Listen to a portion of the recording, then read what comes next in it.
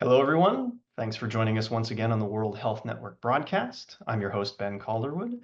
We're going to take a small step away from our usual long COVID discussions in today's conversation, and we're going to speak a little bit about patient advocacy and and disability activism a bit more generally. And we're going to speak a little bit about ME/CFS as well with our guest today. But I'd still like to start our broadcast today with a bit of a discussion about long COVID and WHN's focus on long COVID specifically before we begin. The focus of WHN's long COVID awareness campaign is to educate people about the long COVID crisis, to explore the numerous health impacts associated with long COVID, and crucially, that includes quite a lot of myth busting about the condition, and to discuss opportunities for long COVID research and advocacy. Additionally, we want to speak specifically to people who are fortunate enough to have not been affected by long COVID, because the long COVID community needs allies. Those are individuals who are willing to reckon with the urgency of an unchecked mass disabling event and make decisions accordingly. Probably the most important thing to share about long COVID is that everyone is at risk. Long COVID is not limited to people with pre-existing health conditions or people who haven't been vaxxed or people who've had severe COVID infections or any other group. That's to say, if you've had COVID, you are at risk of post-COVID health impacts, including long COVID. And as we enter the sixth year of the pandemic, increasingly data shows that the more COVID infections you've had, and again, regardless of their severity, the more likely you are to experience long COVID, which leads us to the final thought of this introduction. The best way to avoid long COVID is to avoid COVID infection entirely. So for more information about WHN, or if you have questions about long COVID, please visit our website at whn.global. It would be a big help, as always, if you gave this video a like and subscribe to the channel. It will really help us get the word out and expand our reach. And with that, I am happy to introduce Denise Lopez-Majano, who is joining us from outside of Philadelphia in Pennsylvania. We met Denise through the work of Long COVID Justice, and you can visit them online at longcovidjustice.org. With that preamble out of the way, Denise, welcome to the broadcast. Thank you so much for joining us here today. Thank you very much, and thank you for the kind introduction. Go ahead and tell us a little bit about yourself. Tell us about your background and your experience with ME/CFS and your work as a caregiver and patient advocate and activist. That could take an awfully long time if I, but I'll try to make it short. Of course. My journey in all of this began directly in 2005 when my younger son got sick. And then my older son got sick in 2006, both of them with ME. One had a sudden onset and one had a gradual onset. And it was scary and frustrating and disconcerting because there was very little understanding, very little awareness, very little support available. And by the time 2007 rolled around, I was so frustrated that I said, I've got to do something with the frustration. I have to channel it into activism. I have to do something to try to be part of making things better for people with ME. And for my sons, obviously. Even as there was very little attention being given to ME at that point in time, there was even less attention being given to the pediatric population. And since my sons were 12 and nearly 15 when they got sick, I decided that I was going to see what I could do in that area as well. To the extent that I took groups of young people and their parents to DC to some of the advisory committee meetings and had people give public comment. And in every way possible, I've tried to provide public comment when the opportunities arise, try to be part of making a difference. That is indeed why we're having this conversation. If you don't mind, let's take a little, I suppose, walk back in time. You've been involved in this work for a long time now, about 20 years. Tell us a bit about your experience and your son's experience with ME/CFS in the mid 2000s, if you don't mind reflecting on that, and how that experience has changed due to the COVID pandemic these days. When my younger son first got sick, we had the incredible good fortune of having a very understanding primary care physician. In hindsight, that was incredibly unusual. Um, and possibly even more so because we lived in the Midwest at the time, Mm. away from any of the ME specialists. While he was very understanding, he had a nurse who was not nearly as understanding. And she said things like, well, we have people with CFS, as it was then known, chronic fatigue syndrome. It's a misnomer, but that's okay for now. We have people with CFS and they work full time. She probably had no clue that that was all those people could do, that they had no life outside of work, that they were doing that in order to be able to survive. But it hurt to hear that because it felt as though she was blaming me for my son being sick and not being able to go to school. And the school nurse also did things that were painful to us. She required that my son go to the doctor every week to get a note saying he was too sick to go to school. But going to the doctor every week didn't allow him time to recover from one week to the next. So he was losing ground every time he went to the doctor. And This I this finally confronted her and said, he can't do this. right. And there's no other chronic illness that I know of in which something like that would be required. That was my question. What do you feel motivated such an onerous request like that? Probably the phrase chronic fatigue syndrome, which, as I said, doesn't really apply to what my sons have Hmm. because chronic fatigue syndrome as a diagnosis does not require post-exertional malaise, which they most definitely have. I see. Considering all of the hoops that you and your sons had to, that's a bad metaphor to use, considering this condition, considering the challenges that you faced at this time, both at school, in doctor's offices, and elsewhere, do you feel like the landscape for dealing with chronic disability has evolved today? Now, what resources do you have now? What resources do you feel have changed at all because of any awareness around challenges due to the pandemic and due to the long COVID crisis? There have been some changes. They've been very, very gradual, and they're probably tiny baby steps over the course of these many years. Um, but I have a sense that there's also something important about the level of education of the patients and the caregivers and how they're able to communicate with providers and with the community. And I think that's part of what's made a difference. Greater knowledge among the patient population, among the caregivers, to be better able to articulate the intricacies of chronic disabling illnesses like ME and long COVID. So I think when the pandemic hit, things might have been in a slightly better spot than they would have been had it been 10 years before. Because there were more resources within the community to share with others and amongst themselves, amongst ourselves.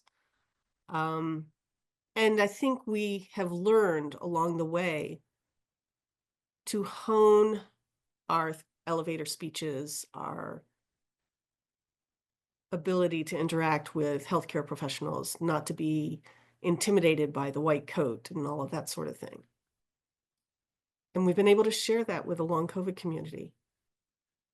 And I'm very, very glad that we've been able to.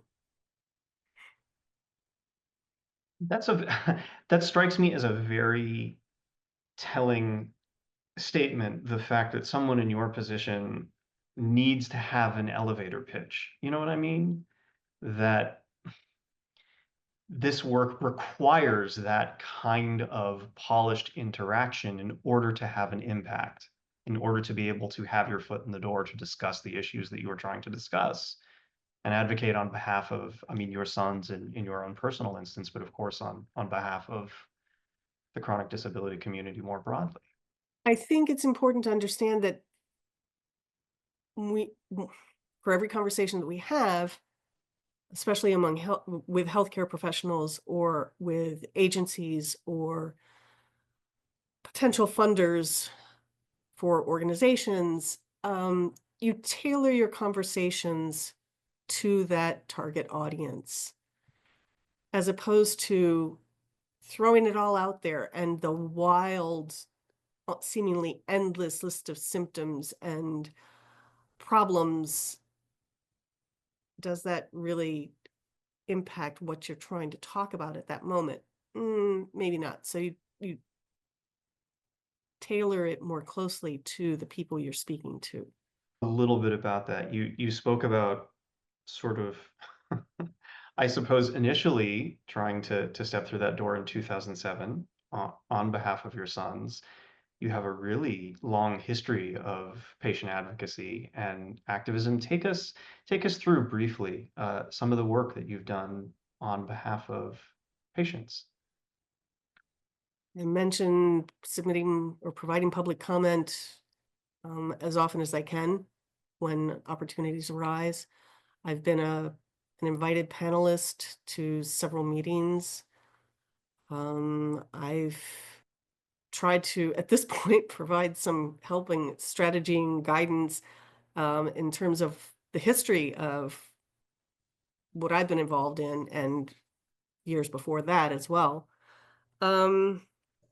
I've taken part in meetings with agency officials. Somebody once said to me, if somebody gives you a microphone, take it, use it. Even if you're sure that you're not going to get what you want out of it, among other things, it's experience for the next time. Sure. So I've been a stakeholder reviewer for grants for ME. That's a really gratifying experience for me. Really gratifying.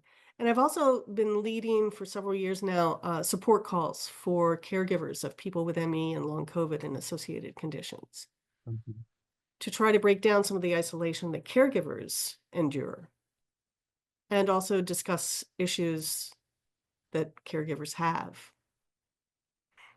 And while we're here, can I ask you to expand on that a little bit and speak a bit about the caregiver experience for individuals with ME and related conditions? In a lot of cases, we're the buffer Hmm. between the person with ME or long COVID and the outside world. In many cases, by the time, for instance, my sons get to an appointment with a healthcare professional, they're already crashed. They can't talk. So it's up to me. I have to provide the input. I have to speak on their behalf. There are caregiver issues about planning for the future. What happens when we can no longer provide the care? There are caregiver issues about taking care of ourselves. And how do we manage that if we're providing 24/7 care for somebody or some people? If we can't leave them alone. One reason why telehealth for Medicare is important. Agree completely. Let's chat a little bit about your work with long COVID justice, um, your experience with them, and how that influences your activism and your experience in the work that you do. It's been wonderful. It's been challenging. It's been wonderful. It's been rewarding in a lot of ways. Social justice is something that's been important throughout my life. So working with long COVID justice has been very interesting because some of the projects have been very interesting. The Listening for the Long Haul Oral History Project, for instance. I've been a narrative architect for that. And helping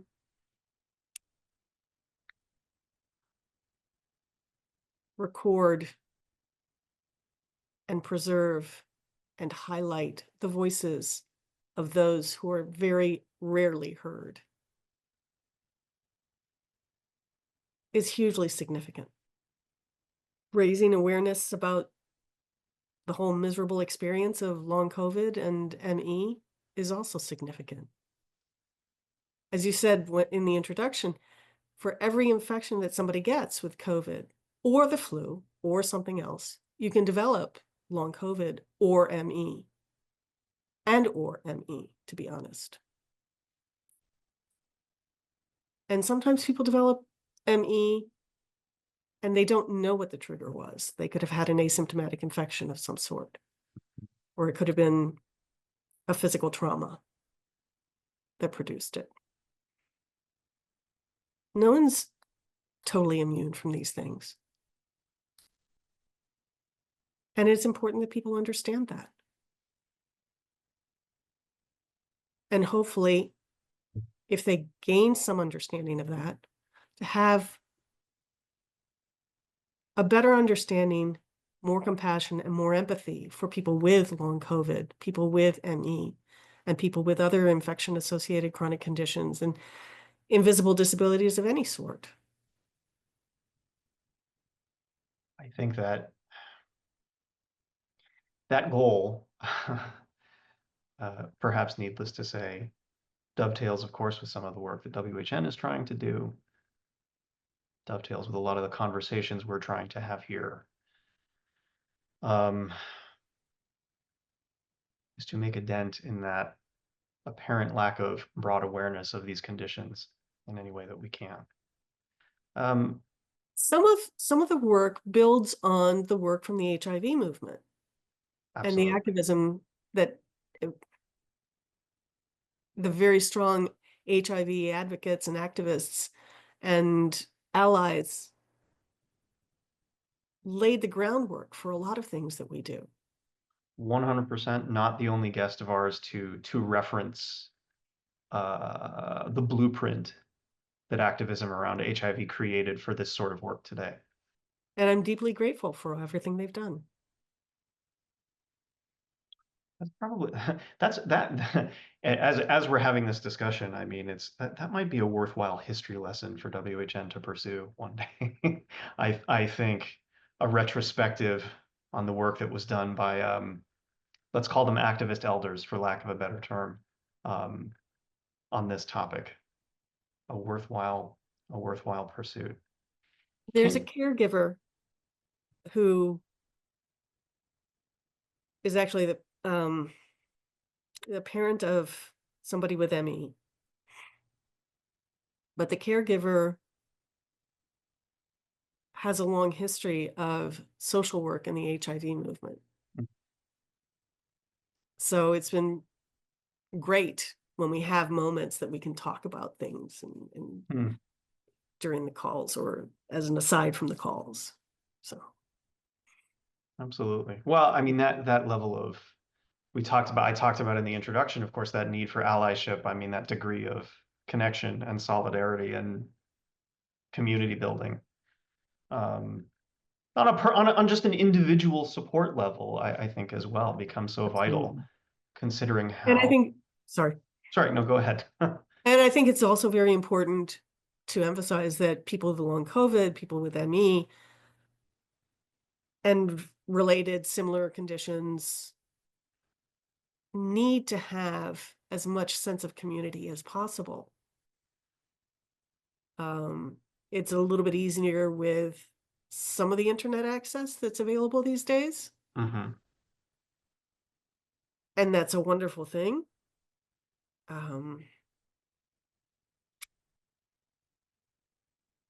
But the community can be a huge source of resources as well as support. There are any number of parents who come to the caregiver calls, or spouses, partners, friends who come to the caregiver calls who say, yeah, the person I care for told me about the call and suggested that I join it. Mm. It works both ways, I think, is what you're noticing here. Yeah. But it's also recognition that the people with the illnesses understand that if the caregiver takes care of themselves, even with the support calls, they're I in a see. better position to take care because I they see. have their community, they have their resources, they have their connections as well. Let me ask you a little bit. Obviously, we're discussing ME/CFS, chronic fatigue syndrome, a term you're not super thrilled with, I Not understand. really at all. We're talking about long COVID, of course. We know that in some sense symptoms overlap in some capacity. They are related. They are also not related. Speak a little bit about the symptoms of ME/CFS specifically, how they manifest, and in your interpretation, how that might help us learn a little bit about long COVID symptoms as well, where those paths cross. There's several definitions for ME/CFS, for ME. As I said, the definition for chronic fatigue syndrome does not require post-exertional malaise, so I'm going to ignore that one because Sure. post-exertional malaise for my sons and for many of the people I know is such a striking and firm symptom. Hmm. You know, it's absolutely a hallmark of what they have. May I ask for individuals who may be unfamiliar, define briefly, articulate post-exertional malaise for our audience. Okay, sorry, happy to do so. Post-exertional malaise can be triggered by cognitive, physical, or emotional exertion. Mhm. To the extent that I'm going to give you the example of emotional exertion, my sons have found for years that it's much better for them to stay on as even a keel as possible. Emotional highs and emotional lows take too much energy from them. Huh. And then they don't have that energy for other things in the rest of their days.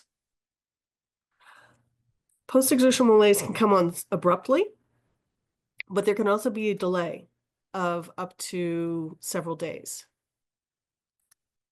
It's a worsening of symptoms. It's a worsening of the person's typical symptom cluster, but in some people there are also crash symptoms, because crash is a colloquial term that's used for it, that are specific to post-exertional malaise that only come on during that time. I see. And post-exertional malaise can last anywhere from a day to multiple days to weeks and sometimes months. And sometimes, sadly, very sadly, people never return to their baseline. So their baseline decreases from what it had been before that crash.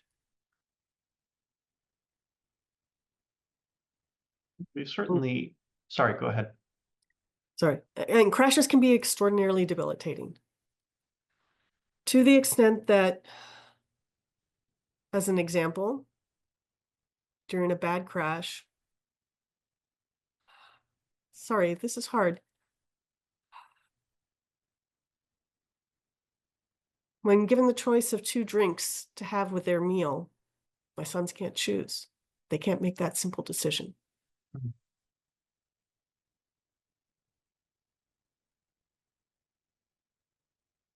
The cognitive impact for them is enormous. And cognitive exertion can trigger physical post-exertional malaise just as much as the cognitive post-exertional malaise. I really want to, if I may, just sort of emphasize this point. We've had discussions about the nature of post-exertional malaise with other individuals before, and if I may, I think for people not in the disability community or people who are simply just honestly unfamiliar with these terms and with these experiences, understanding the energy impact of cognitive activity is not exclusively a physical thing. It's not just I went for a run and now I have a crash. That this is as much a cognitive, as much an output, an outcome of cognitive function and cognitive consumption of energy as it is physical.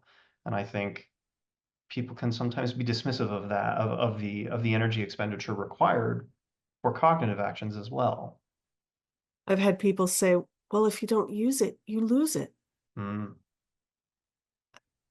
And that's not true because you're right. constantly somebody with long COVID and somebody with ME and associated conditions, you're always calculating, you're always balancing, you're always wondering, trying to figure out if you can do this activity, what does it mean you're not going to be able to do for the rest of the day or the week or the month? Are you well enough to potentially take a shower that day? Your one shower of the week, because you can't manage more than that. Are you able to sit in a chair for half an hour instead of being in bed for the rest of the day, the whole day? You're always weighing the output of every single activity, whether it be cognitive or physical. If I read this book, this page in this book, how much is it going to impact me? If I talk to this person, will I be able to walk to the car afterwards?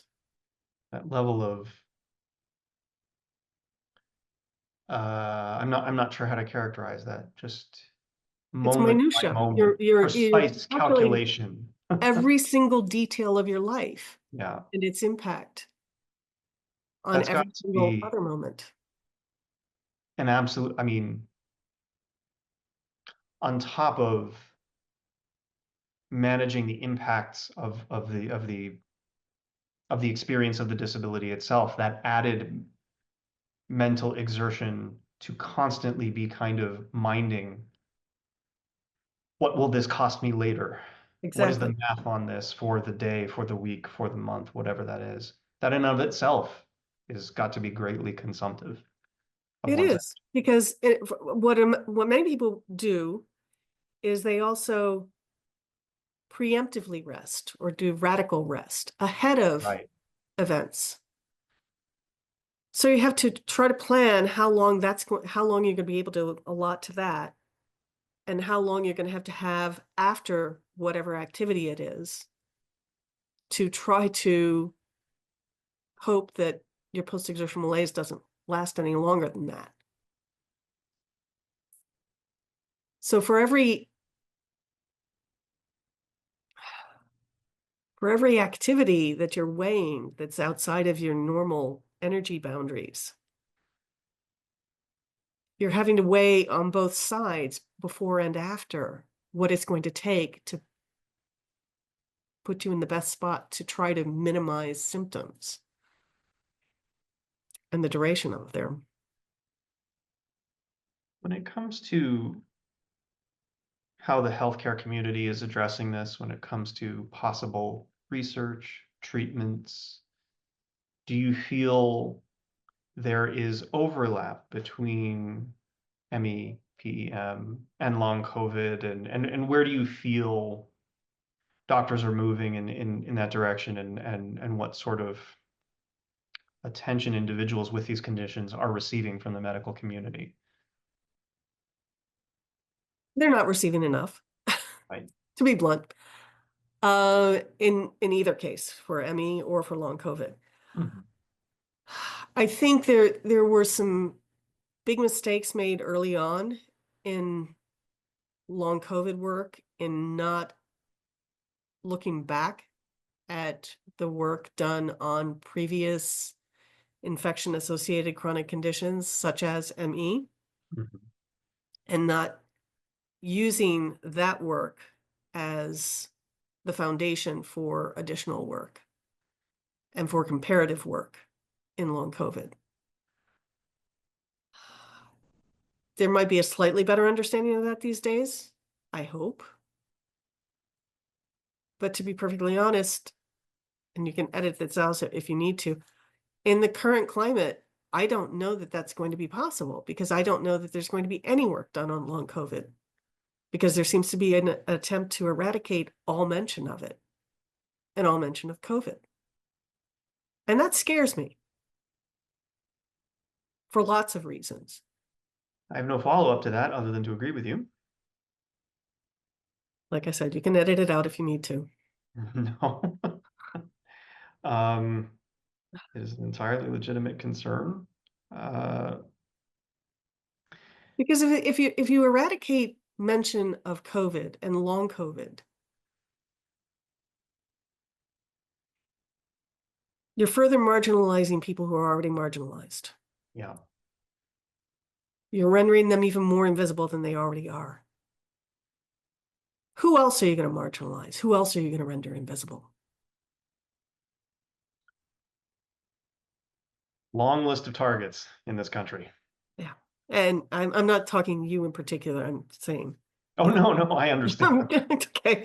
I'm just, I'm ranting. It's quite all right. You were asking about symptom overlap. Yeah. There is an awful lot of symptom overlap between ME and many people with long COVID. And I'm talking mostly about people who do not have organ-specific damage because of COVID. Okay. Um,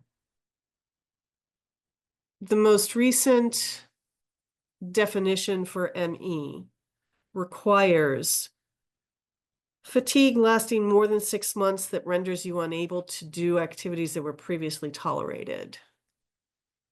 Post-exertional malaise.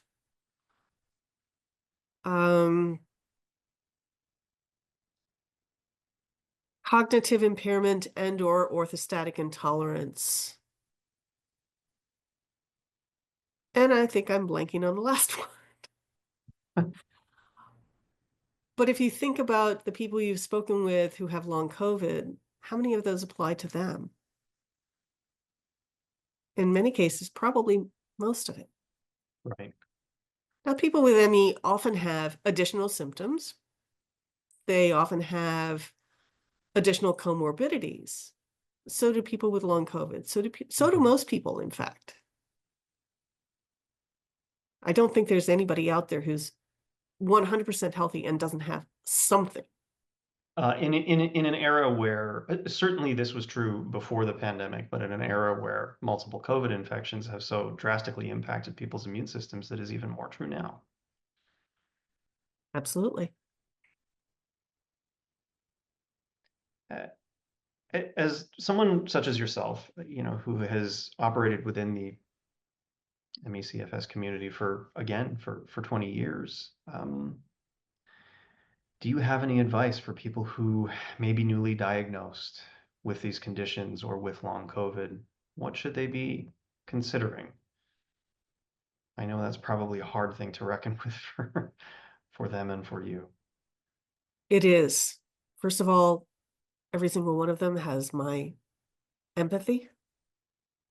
This is a journey, not always a fun one. But I hope that you learn to find fun along the way and you have learned to find the good moments along the way.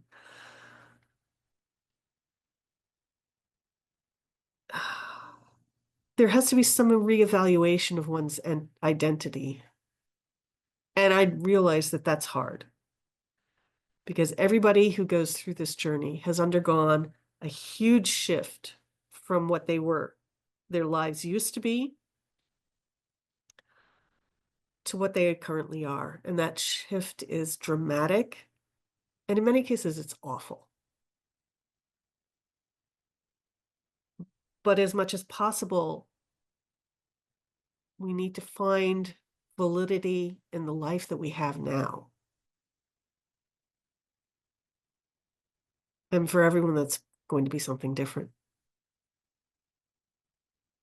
It's a reframing of one's identity to acknowledge, not necessarily to accept, but to acknowledge the limitations that have been imposed on you by the chronic illnesses or by caring for somebody with chronic illnesses.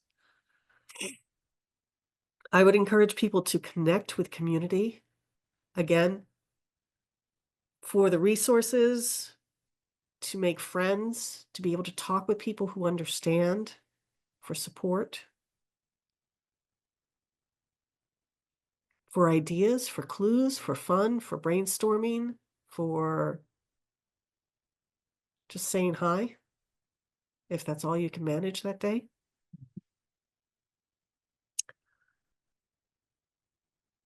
And I think both caregivers and people with the chronic illnesses need to prioritize different categories of things that need to be done, and whether or not they truly need to be done in that moment, or whether or not it's something that you can learn to just let slide.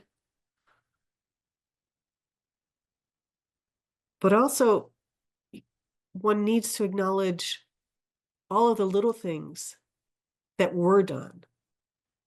We all start with a to-do list that's a mile long, and we can never get to everything, and we get really frustrated. Happens to all of us, most of us, I guess. Me, definitely. But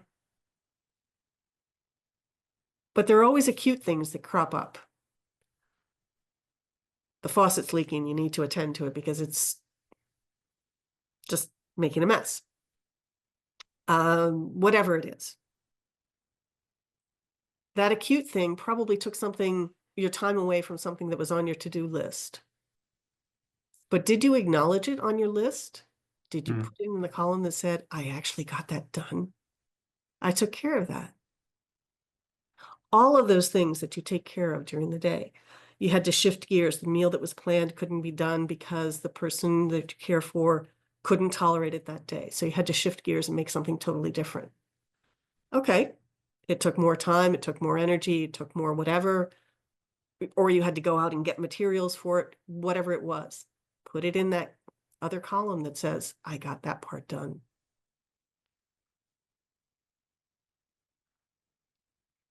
For the person who's sick, if, for instance, their to-do list included that they wanted to roll over in bed, but they were only able to get halfway, chalk that up. That's still a win. If they managed to brush their teeth that day, that's also a win. If they read 3 pages in a book, wow, celebrate. All of those things, the big and the small, and the seemingly mundane. More broadly, at the societal level, at the institutional level, what sort of action would you like to see happen around ME/CFS and long COVID? That's a big question, I realize. Yikes. Yeah, it is. um,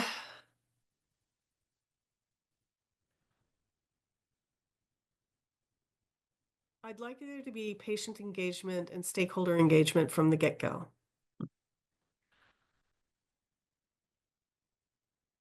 If the outcomes that are expected in a study aren't meaningful to the people with long COVID and the people with ME, is it worth it to do that study? But if you have the stakeholders from the get-go and they can say, these outcomes just wouldn't do anything for me, wouldn't make a difference in my life, that's going to have an impact on the quality of the research. I'd like there to be replication of studies that show promise. I'd like there to be stakeholder review of grants. There's only one agency program I know that does that. I'd like that to be across the board. Hmm. Again, to measure whether or not the proposed outcomes are going to be meaningful, to provide input on the development of the studies.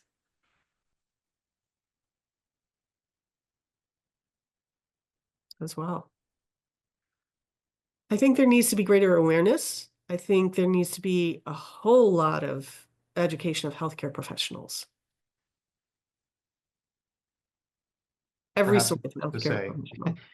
that is a response that we hear quite a lot. No surprise to you, Absolutely. I'm sure. Yeah. ME is only taught in maybe a third of the curriculum, medical curriculum in this country. That's medical curriculum. I don't know about other curriculum. That's not enough.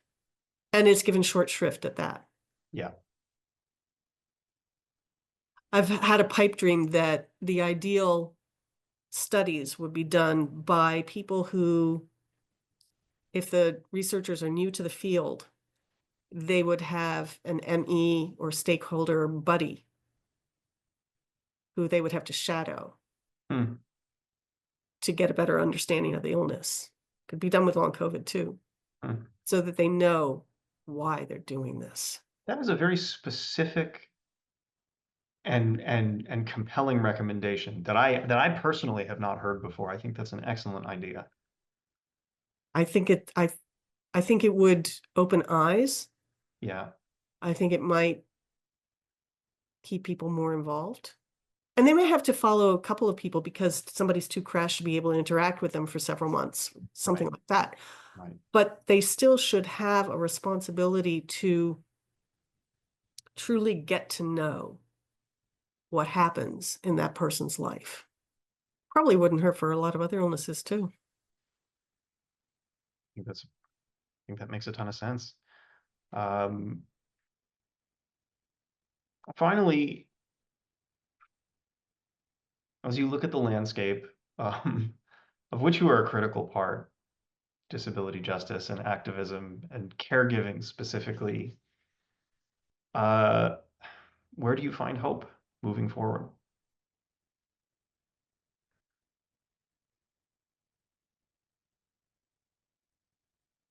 I find hope in the people around me. Hmm. I find hope in the people I've been fortunate enough to connect with in this community, in these communities. I find hope in the fact that we're at a point where we can begin to develop specialties as activists. We can develop certain skills or use skills that we brought from pre-illness to further the activism in a more robust way.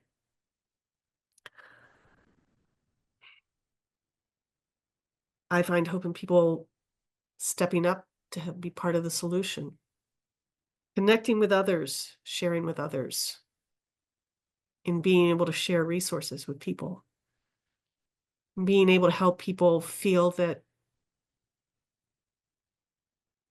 in whatever big, small, or intermediate way, they can be part of making a difference in the life of the person they're caring for, in the life of everybody, or just in their own life even. To go, I want to make sure I give you the last word. Is there anything anything else you'd like to add about your story, about your son's stories? I was talking with a group of scientists at one point not too long ago, and they brought up the topic of retirement among themselves. They were talking about, yes, when I retire, I'm going to do this, I'm going to do that. And this was in connection, the discussion was in connection with chronic disabling illnesses, ME in particular. And I waited, and finally I interjected, just want to remind you that caregivers don't get to retire. And the people with these illnesses don't get to retire either. These are That's why we're in this, to try to make retirement possible someday, to try to retire these illnesses.